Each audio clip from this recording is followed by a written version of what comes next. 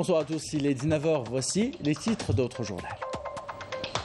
Le président de la République Abdelmajid Tebboune a reçu aujourd'hui le premier secrétaire général du Front des forces sociales, Youssef Aouchiche. Nous écouterons sa déclaration dans un instant. À Stockholm, le Premier ministre représente le président de la République Abdelmajid Tebboune dans la réunion internationale de haut niveau sur l'environnement à Stockholm, plus 50. Le Premier ministre a exposé les efforts et la stratégie de l'Algérie en matière de lutte contre le réchauffement climatique. Le général de corps d'armée Saïd Chengueliha, chef d'état-major de l'armée nationale populaire, a assisté aujourd'hui à la levée de corps du défunt général-major Nammous Hamidou à l'hôpital central de l'armée.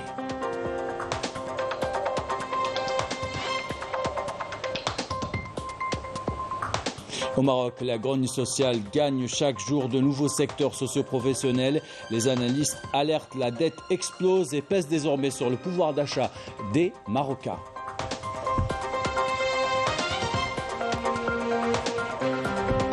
Voilà pour les titres, bienvenue à tous. Tout d'abord, le président de la République Abdelmajid Tebboune a reçu aujourd'hui le premier secrétaire général du Front des forces sociales, Youssef Aouchiche. L'audience s'est déroulée au siège de la présidence de la République en présence du chef de cabinet à la présidence de la République, Abdelaziz Khalaf.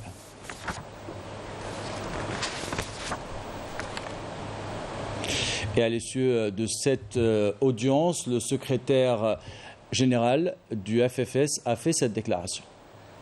السلام عليكم زلف اللون.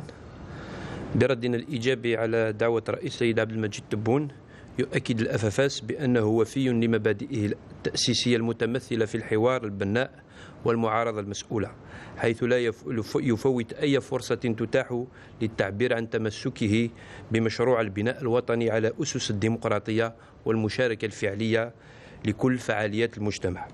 في الأفافاس أكدنا مرارا تمسكنا بالمشروع الوطني الديمقراطي وبمقترحاته للخروج من الأزمة، ولهذا عبر هذا اللقاء استعرضنا 3 نقاط أساسية.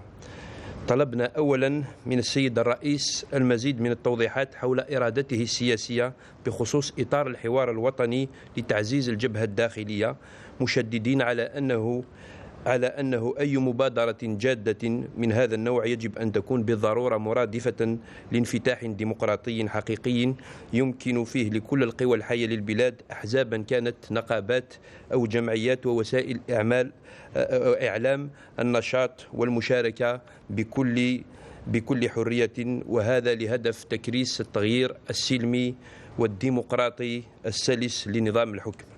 ثانيا، ذكرنا خلال هذه المحادثات بمشاريع ومبادرات الحزب بخصوص إجماع وطني على أساس حوار شامل يحل بشكل فعلي الأزمة المتعددة الأبعاد التي تعيشها بلادنا، سواء على الصعيد السياسي أو على الصعيدين الاجتماعي والاقتصادي.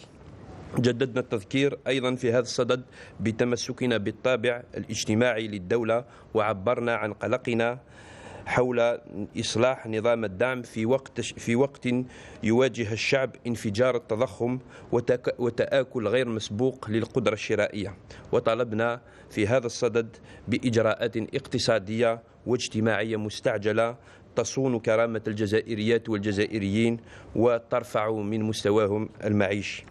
طلبنا باحترام بعض الشروط المسبقة قبل الشروع في أي حوار من أجل منح ضمانات وإشارات حسن نية للشركاء السياسيين والاجتماعيين، وخاصة طمأنة مواطنينا بإطلاق سراح ودون شروط مسبقة لكل المعتقلين السياسيين ومعتقلي الرأي، بدءا من محمد بابا نجار وصولا إلى إسماعيل شعلال رئيس بلدية أصفون، وأيضا إلغاء كل الترسانة القانونية القمعية، لا سيما اللجوء بطريقة تعسفية لإجراء الحبس المؤقت، وأيضا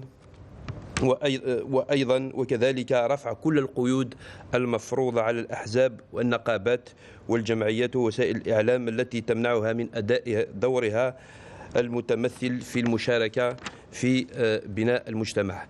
أيضا تبادلنا وجهات النظر مع السيد الرئيس حول الوضعية الدولية والإقليمية، أين رأينا أن هناك يعني وجهات نظر مماثلة، وقلنا أنها اليوم يجب على الجزائريين والجزائريات وعلى السلطة أن تبادر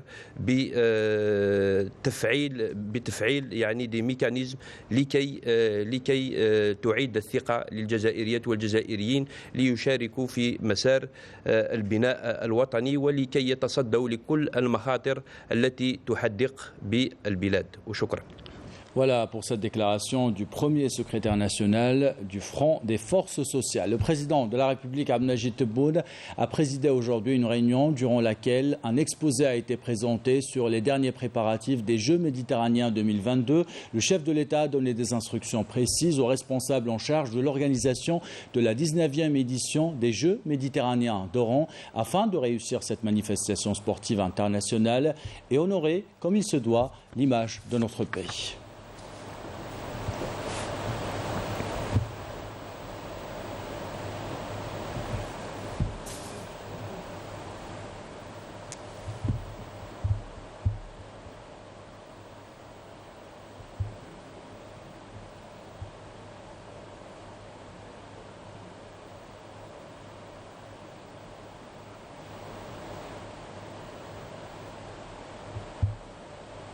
Sur instruction du président de la République, Abdelmajid Tebboune, le ministre des Transports, Abdallah Moundji, a mis fin aujourd'hui aux fonctions du président directeur général de l'entreprise nationale de transport maritime de voyageurs Kamel Essaad et de son chef d'escale à Alger, Kamel Dalia, pour leur attitude attentatoire à l'image de l'Algérie et préjudiciable aux intérêts des citoyens. Le Premier ministre Ayman Ben Abdelrahman représente le président de la République Abdelmajid Tebboune aux travaux de la réunion internationale de haut niveau sur l'environnement à Stockholm +50. Dans son allocution, le Premier ministre a affirmé que l'Algérie œuvre à la réalisation du programme du président de la République Abdelmajid Tebboune pour le développement durable dans ses 3 dimensions à travers l'adoption d'une série de programmes et de plans gouvernementaux et sectoriels. Les détails dans cette couverture de Sakina Alienne, commentaire signé Amel Essiri. Les conséquences des changements climatiques dans le monde et leur impact sur l'Algérie. C'est la principale question abordée par le représentant du président de la République à Stockholm, le Premier ministre Ayman Ben Abdelrahman, qui a rappelé à cette occasion les efforts consentis par l'Algérie pour faire face à ces défis. L'Algérie, qui fait face depuis des décennies à des crises environnementales accrues, œuvre dans le cadre de la concrétisation du programme du président de la République à la réalisation du développement durable dans ces 3 dimensions, à travers l'adoption d'une série de programmes, de stratégies et de plans gouvernementaux et sectoriels. Donc je citerai le lancement d'un programme ambitieux de développement des énergies renouvelables afin d'atteindre une capacité de production de 15 gigawatts à l'horizon 2035. L'adoption d'une stratégie nationale de rationalisation de la consommation énergétique et de promotion de l'utilisation des énergies renouvelables. L'adoption d'un plan d'action pour la réhabilitation du barrage vert algérien pour porter la couverture forestière à 4,7 millions d'hectares. Ayman Ben Abdelrahman a également plaidé pour la conjugaison des efforts de tous, notamment la mobilisation de la communauté internationale pour limiter les effets néfastes des changements climatiques.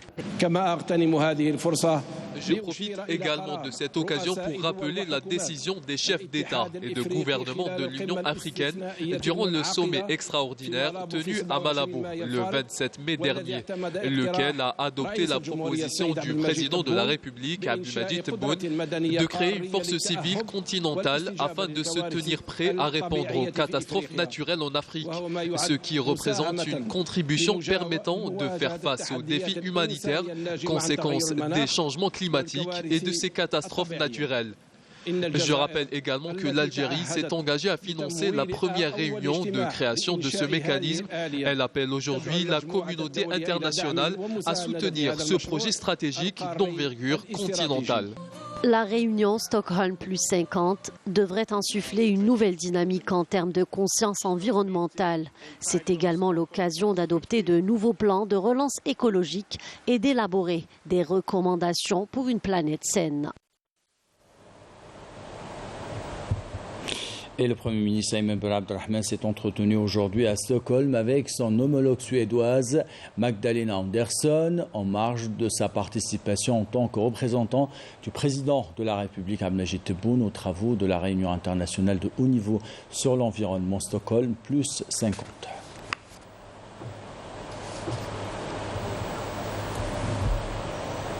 Dans l'activité parlementaire maintenant, le président du Conseil de la Nation, Salah Koudjil, a présidé une séance plénière durant laquelle des questions orales destinées au secteur de l'industrie, l'agriculture, l'habitat et la santé ont été posées. Cette séance a permis d'installer officiellement 3 membres du tiers présidentiel. Je vous propose d'écouter la déclaration de Salah Koudjil. Ce secteur est un secteur stratégique de l'économie nationale, car il est lié à l'autosuffisance alimentaire et lié également à l'autonomie économique. Ce secteur joue un rôle important et les interventions aujourd'hui ainsi que celles du ministre du Tourisme ont insisté sur les instructions fermes du président de la République eu égard à l'importance de ce secteur. Il faut introduire une révolution dans ce secteur, que cela soit dans la méthode de travail ou encore dans la réflexion. Il est nécessaire d'impliquer et de coordonner le travail de tous les secteurs, car c'est une grande responsabilité, avec tout ce que cela implique comme retombées économiques et sociales. C'est aussi une grande responsabilité politique. Ce secteur est l'un des garants de l'autosuffisance en Algérie.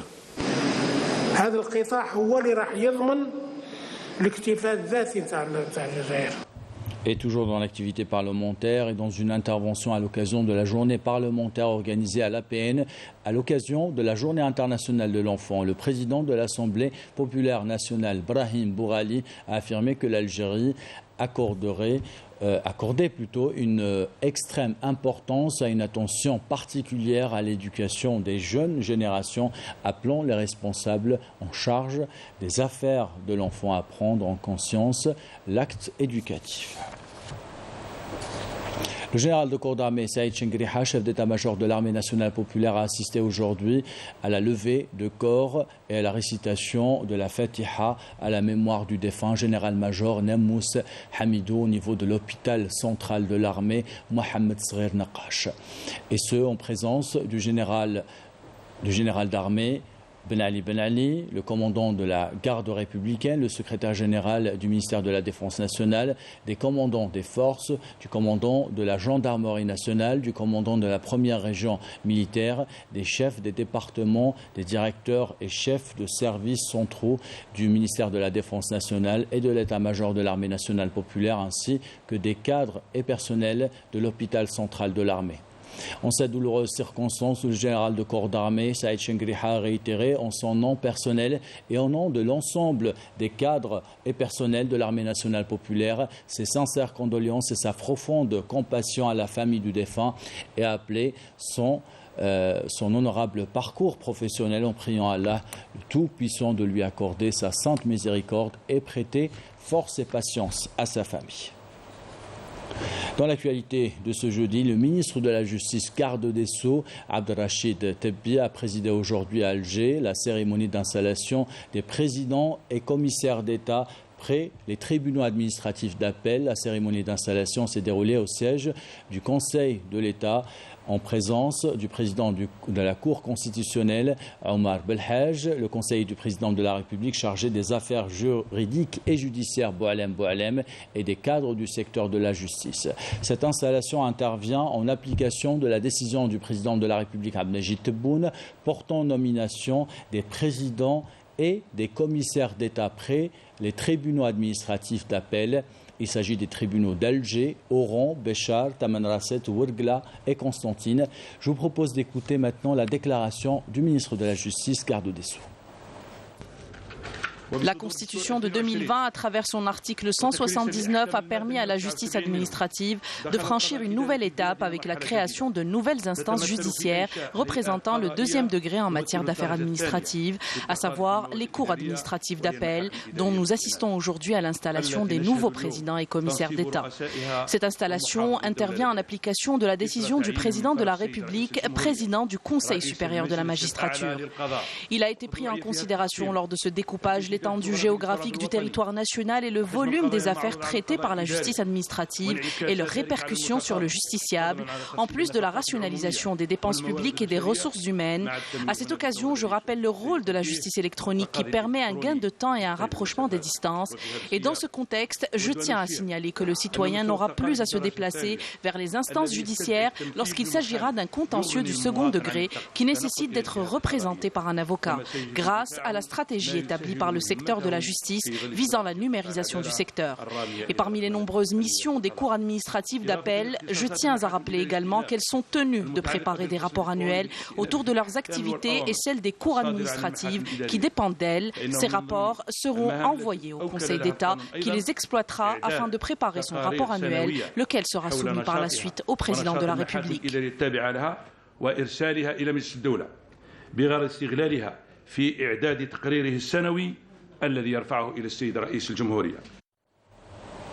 Dans l'actualité de ce jeudi, l'Organisation des pays exportateurs de pétrole et ses alliés OPEP+, a décidé aujourd'hui, lors de sa 29e réunion ministérielle tenue par visioconférence, d'augmenter la production pétrolière totale de l'Alliance de 648 000 barils jour en juillet prochain. C'est ce qu'a annoncé aujourd'hui le ministre de l'Énergie et des Mines, Mohamed Arqab. Je vous propose de l'écouter.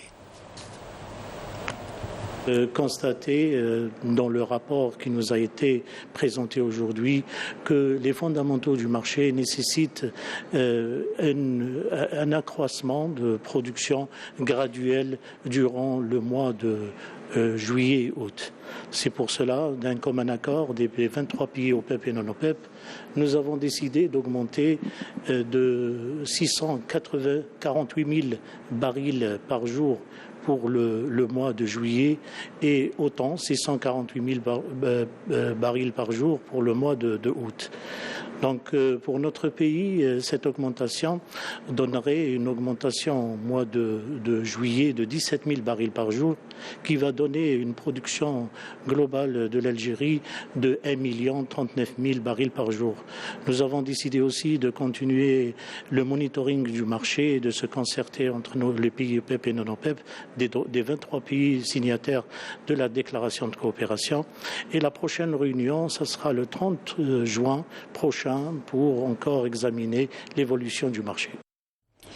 Dans l'actualité internationale, l'icône de la résistance sahraoui, Sultana Khaya, a reçu, et avec la délégation américaine qui l'accompagne, a eu droit à un accueil chaleureux à son arrivée hier soir à l'aéroport de Las Palmas en Espagne, où l'activiste sahraoui recevra les soins après la détérioration de son état de santé suite aux actes de violence subis par le colonisateur marocain. L'Observatoire marocain contre la normalisation a dénoncé l'ouverture à Rabat et à Casablanca de bureaux d'une chaîne d'information sunniste. Cette dernière avait annoncé lundi l'ouverture au Maroc de ces deux bureaux, devenant la première chaîne d'information sioniste opérant depuis le Maroc. Dans un communiqué, l'Observatoire marocain a condamné le lieu choisi pour accueillir la cérémonie d'inauguration, déplorant un crime de profanation du site archéologique de Chellah à Rabat à cause de son lien historique avec la Palestine. La cérémonie, à travers son ampleur, la nature de ses participants et les messages qu'elle a véhiculés, a fait apparaître beaucoup d'éléments et d'indices de l'agenda sioniste global pour le pays, peut-on lire dans un communiqué, mais ce qui attise le sentiment de grande colère dans le cœur et l'âme de chaque Marocain, ajoute ce communiqué, c'est le fait que l'affaire soit allée au-delà de la normalisation politique et médiatique officielle pour insulter l'honneur et la fierté, l'histoire et la mémoire du peuple marocain à travers la sélection systématique et intentionnelle du lieu de la cérémonie. C'est toujours selon ce communiqué. En Maroc, toujours, la grogne sociale gagne chaque jour une nouvelle catégorie socio-professionnelle. Selon les analystes, les indicateurs économiques sont au rouge. La dette devrait dépasser l'équivalent du produit intérieur brut à la fin de l'année. Un autre coup pour le portefeuille des Marocains et sur leur pouvoir d'achat. Les détails avec Amel Bouarba. L'économie marocaine vit ses plus mauvais jours, marquée par une instabilité des équilibres macroéconomiques et un important endettement extérieur. Avec ce chiffre qui vient d'être dévoilé par les autorités marocaines, le déficit commercial marocain s'est creusé à près de 10 milliards de dollars durant le premier trimestre de cette année.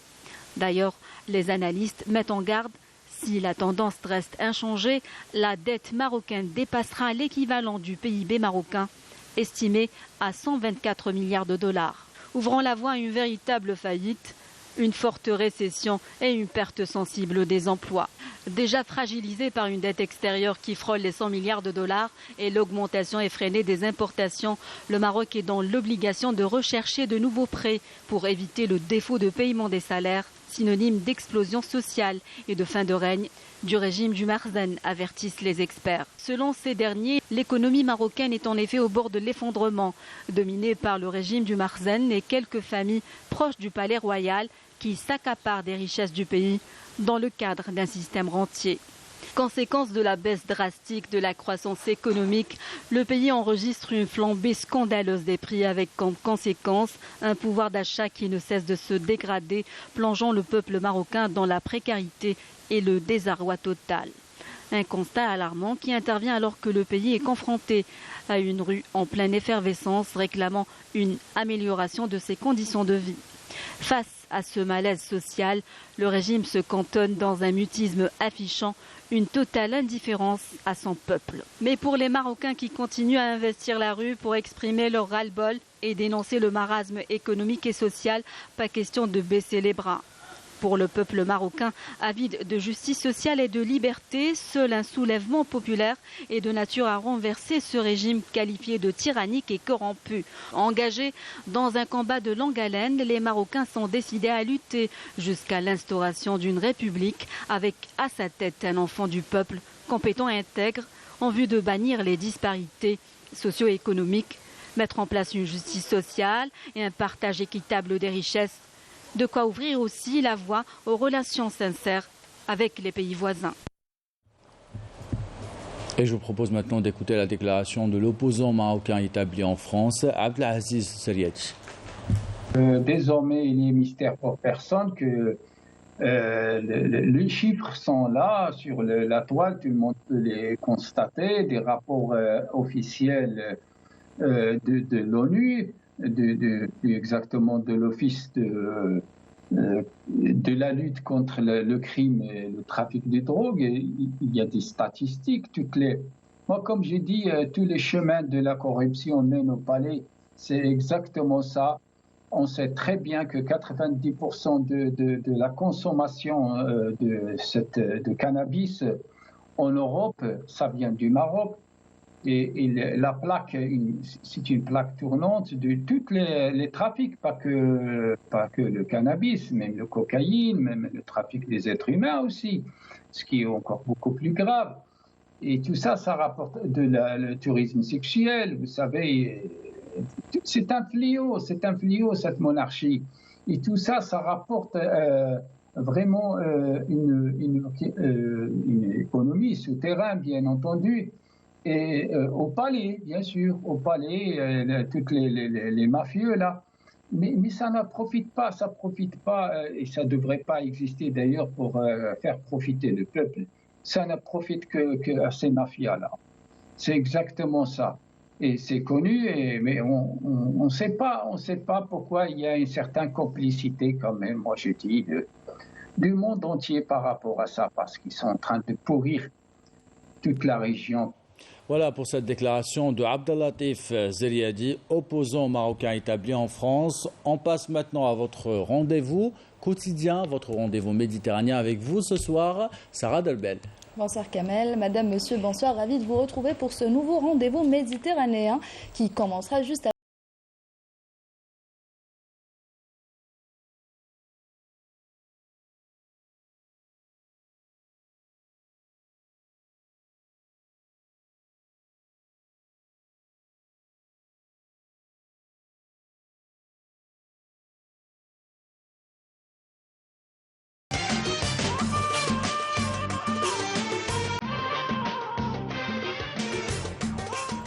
Salutations sportives, bienvenue dans votre rendez-vous méditerranéen et on commence ce rendez-vous avec la convention de partenariat qui a été signée hier au niveau de l'hôtel Le Méridien entre le comité d'organisation des Jeux méditerranéens représenté par le commissaire président de la 19e édition des JM, Mohamed Aziz Derouez, et le groupe Sonatrach représenté par son président directeur général Toufiq Hakkar en présence de Saïd Sayoud, wali de la wilaya d'Oran et vice-président du comité d'organisation. Ce parrainage entre dans le cadre de l'embellissement et l'aménagement de la capitale de l'Ouest, Oran. Direction le complexe olympique de Bir El Djir où le ministre de l'Habitat, de l'Urbanisme et de la Ville, Mohamed Tarek Belaribi, a effectué hier une visite d'inspection à la veille de l'ouverture officielle de la 19e édition des Jeux méditerranéens prévue du 25 juin au 6 juillet prochain. On vous laisse découvrir cette nouvelle structure. Un nouveau joyau s'ajoute à la capitale de l'Ouest. Ce nouveau complexe olympique situé dans la commune de Bir El Djir affiche une enceinte sportive aux normes internationales. Un joyau architectural fin prêt pour abriter la plus grande manifestation sportive en Algérie depuis 1975. Sur une superficie de 105 hectares, ce complexe dispose d'un stade olympique construit à l'anglaise de 40 000 places, orné d'une pelouse hybride naturelle, d'une piste d'athlétisme et pour les nageurs, 2 bassins olympiques. Ce complexe dispose également d'une grande salle omnisport où s'est rendu Mohamed Tarek Belaribi, ministre de l'Habitat, de l'Urbanisme et de la Ville, pour s'enquérir de l'état des lieux et passer en revue le rapport final relatif aux essais techniques pour la mise en service de ce complexe olympique. Le ministre du secteur a également reçu des explications sur les préparatifs de toutes ces infrastructures sportives qui se sont révélées concluantes à 100% et entreront en service à l'occasion de cette manifestation à laquelle l'Algérie n'a ménagé aucun effort pour achever le projet dans les délais impartis pour l'organisation de la plus grande manifestation sportive du bassin méditerranéen, qui accueillera près de 3500 athlètes issus de 26 pays pour cette 2e édition organisée par l'Algérie, soit la 19e de l'histoire des Jeux méditerranéens. Et pour les compétitions du tir sportif, un autre joyau architectural a été réalisé. Il s'agit du premier champ de tir au niveau national et continental qui abritera toutes les spécialités du tir sportif de cette 19e édition des Jeux méditerranéens. Plus de détails avec Linda Tebol. À l'approche des Jeux méditerranéens d'Oran, l'heure est aux dernières retouches au niveau du champ de tir sportif. Premier du genre à l'échelle nationale et continentale, ce site est en mesure d'abriter les plus grandes compétitions mondiales. Le matériel de tir au haq, où les spécialistes sont en train de le décharger pour commencer le montage tout de suite. ونكونوا ان شاء الله في الوقت لحقنا في الوقت المناسب والمونتاج يكون والسونتر يكون واجد pour les compétitions. وهذا المركز يكون مكسب للجزائر. Situé dans la localité de Bir El Djir, à 20 km du centre-ville d'Oran, ce champ de tir répond à toutes les normes internationales. Une réalisation 100% algérienne. حقل الرماية راه جاهز 100%. يعني احنا الآن رانا في الرتوشات الأخيرة. Ce champ de tir est prêt. Nous sommes en train de mettre les dernières retouches et d'installer les équipements sportifs spécifiques dédiés à cette discipline. Ce centre est doté de toutes les infrastructures nécessaires pour assurer la sécurité et faciliter la tâche aux athlètes. المركز هذا مركز الرماية يحتوي على 3 ديسيبلين يعني 3 تخصصات لاطراب سكيت l'air comprimé. L'air comprimé أيضا يحتوي على 3 اختصاصات يعني من مسافة 10 متر 25 متر و50 متر. À quelques jours du début des JM, tout est donc mis en œuvre pour permettre aux participants de concourir dans les meilleures conditions. Plus que 23 jours avant le début de la plus grande compétition du bassin méditerranéen qui aura lieu à Oran du 25 juin au 6 juillet prochain. Et c'est la fin de votre rendez-vous méditerranéen. Merci de l'avoir suivi. On se retrouve dès demain.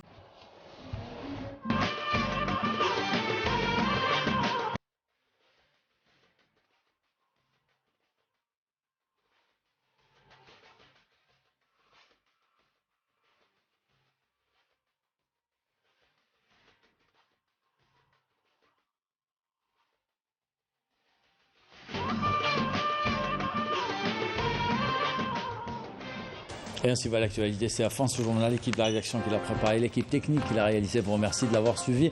Merci pour votre fidélité. Belle soirée.